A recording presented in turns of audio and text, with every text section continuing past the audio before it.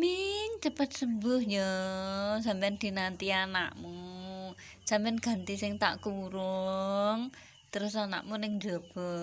Kalau ya cepet sembuh nggih. Biyu, biyu, biyu. Biyu, bola-bolaku iki lho. Iki mau ndati suku ki lali ora tak singgahne ya. Biyu, lha ku lho. Iki dolanan kaya ngono ki lho ya. Biu biu biu biu ki lho. Yuh tisuku bae. Yuh jenenge cah cilik ya. Ya Allah. Ya Allah. Lah ya jendra karo-karuan nang ngene iki. Yuh yuh yuh. Lali ki mau aku. Dia malah kaya ngono ki. Ya ya. Sejune tak endangi lho ki mau kanca-kanca. Kanca-kancaku wis ibuke sik sakit. Ya malah anake malah kaya ngono kuwi. Lah yo yo. Kanggo yakne kok ah. Lah yo entekno dicara ngene iki tisune. Ya alam bo. Bocil kucing. Bocil kucing.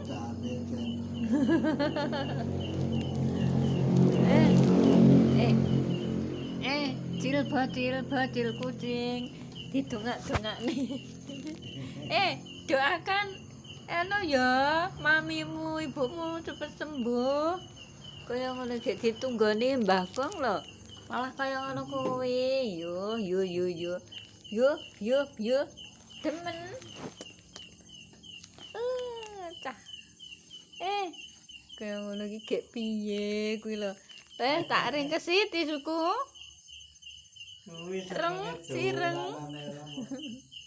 Sireng. Tunggone Mbah Gong lho. Niku lho Mbah Gong nunggoke sampean. Wah, kaya ngono gek piye lho kuwi. Uyuh. Wah. Lucu ya, Pak? Boyong. Lucu.